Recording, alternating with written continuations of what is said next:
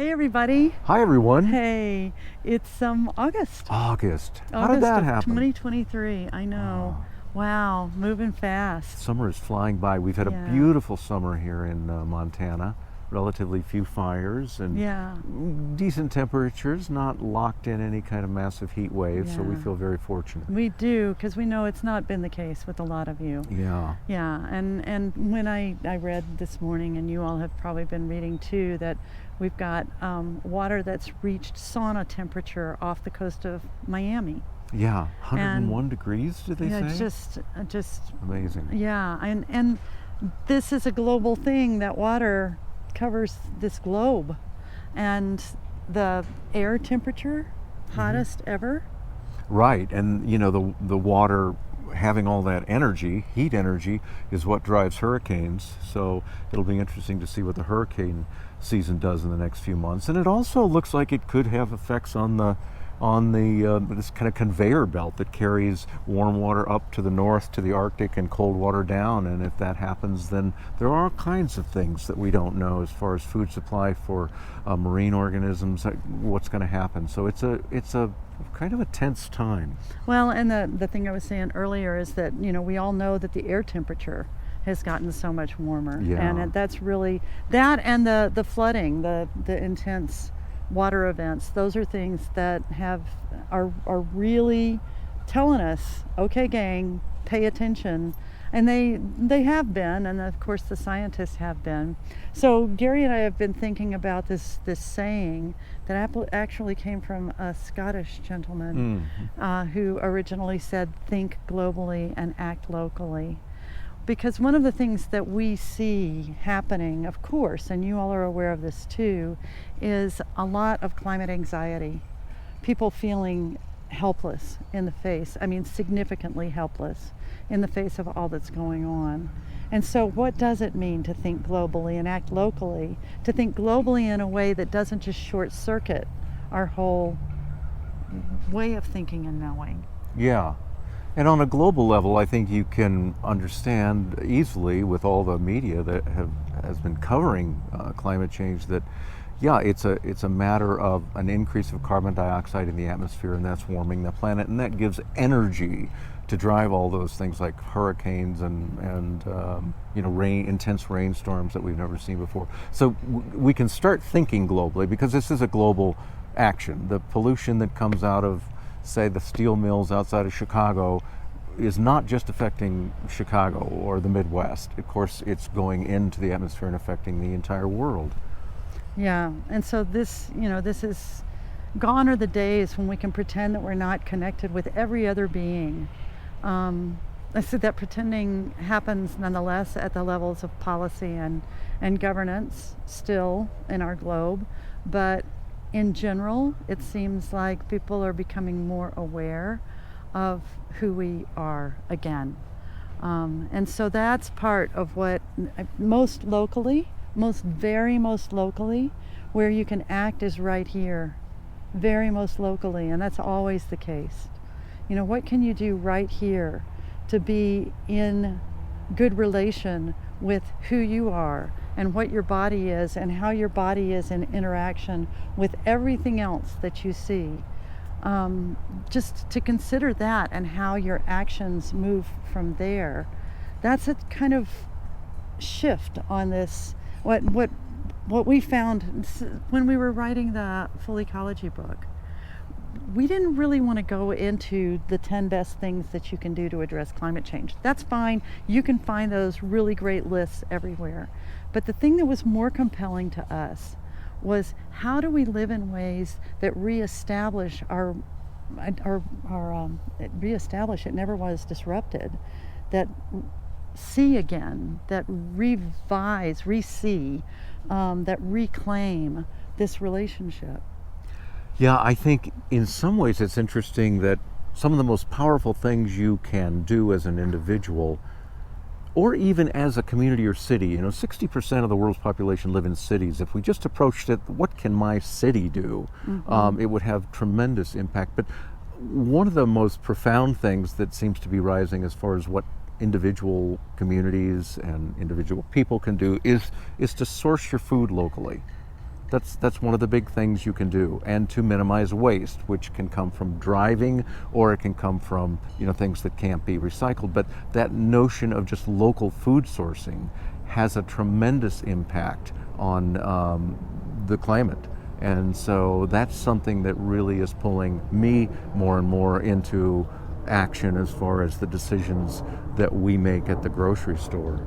Yeah, and you all, if you've been watching long enough, and if you're new to this is to full ecology. This is one of the mainstays of the way that we've thought about this. Gary brings his knowledge from conservation science, and I bring my knowledge from the social sciences. And one of the things that we really did come to early was that if we want to be of support in the ways that you talk about, even in the food that we eat and the way that we use our transportation, that's going to be more unobstructed when we are dealing well with our social ecologies, the ecologies between us and the ecologies within us. And we don't get directed in that attention much in our education. If anything, the direction that we get is kind of more, what about me?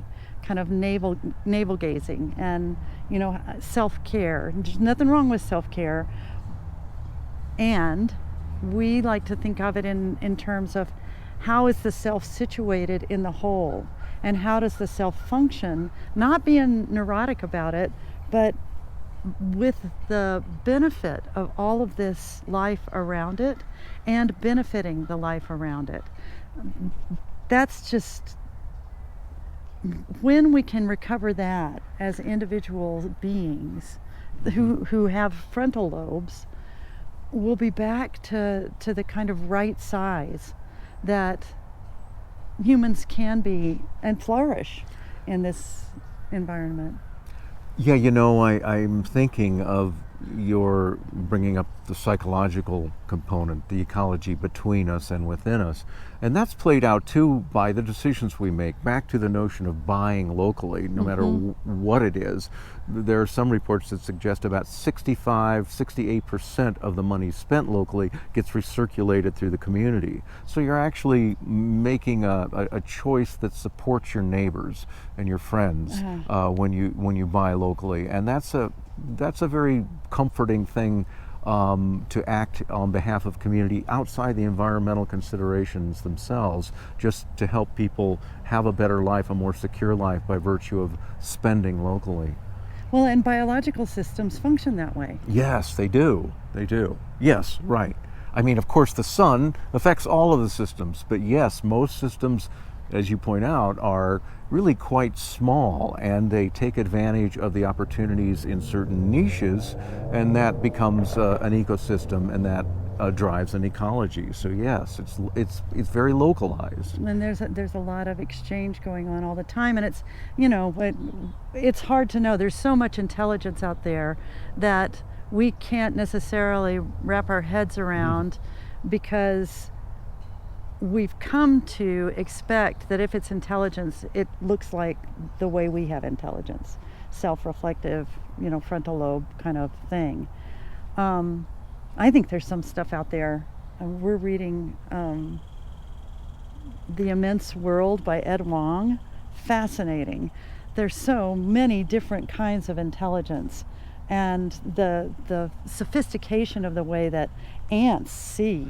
I mean, the way the exchange that those animals, those beings, those insects have with each other, and the exchange they have with the world around them.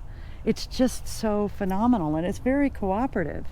Yeah, and for whatever disappointment there might be from us getting off this notion that, we're at the top of the list, we're the most important, us humans.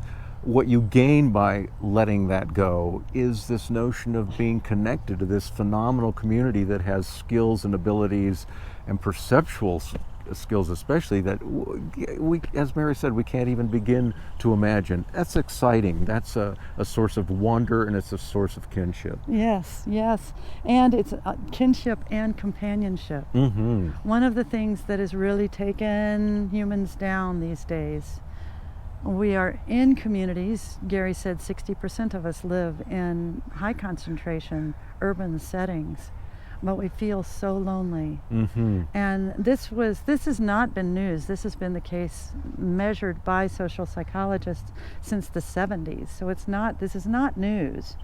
And certainly COVID amplified that again.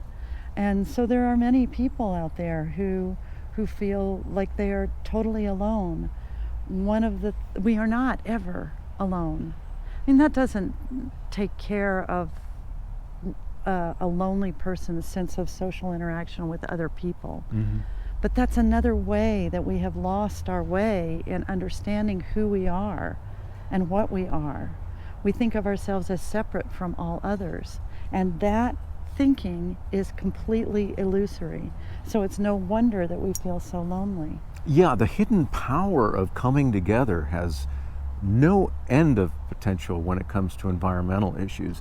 You know, we think back when we were in our late teens, early 20s, there were all kinds of cool things coming online, like the Clean Air Act, the Clean Water Act, the Endangered Species Act. But the Clean Air Act came from so many people living in communities that were so polluted, their families suffering from, medical conditions that were not necessary just by virtue of us not taking care of the environment, that it was on a grassroots level across the country and in small towns and certainly big cities that led to the Clean Air Act. So you can see those things as these big overarching achievements, but they really are driven by those times when we come together and gain strength and power from working as a community. So thinking globally and acting locally, thinking, really letting it in, what is happening with the global temperatures and with the rise in water temperature,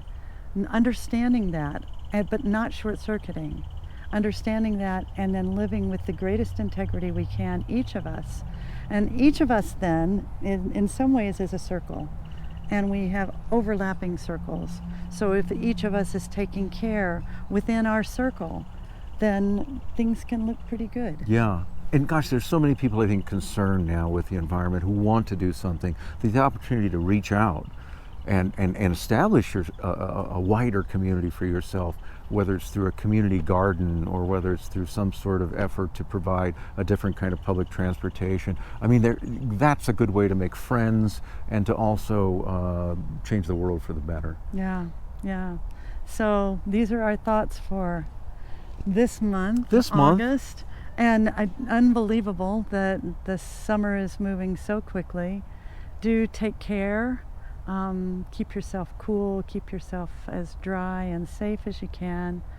And we will look forward to seeing you next month. No deep dive this time. Do come visit us at our website. That's www.fullecology.com. Thanks. I've got it.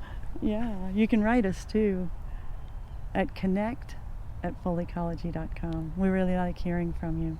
Yep, and by next month in our newsletter, by the September newsletter, we should have descriptions of our retreats for next year. This retreat was so fabulous. Just amazing. Yeah. One of our favorite experiences of the last, couple of years. It was just wonderful. Hope to see you there next year in that beautiful Centennial Valley of Southwest Montana. What a teacher. Mm-hmm. Yes. Yeah. Have a great August. And we will talk with you next month. Bye for now. Bye for now.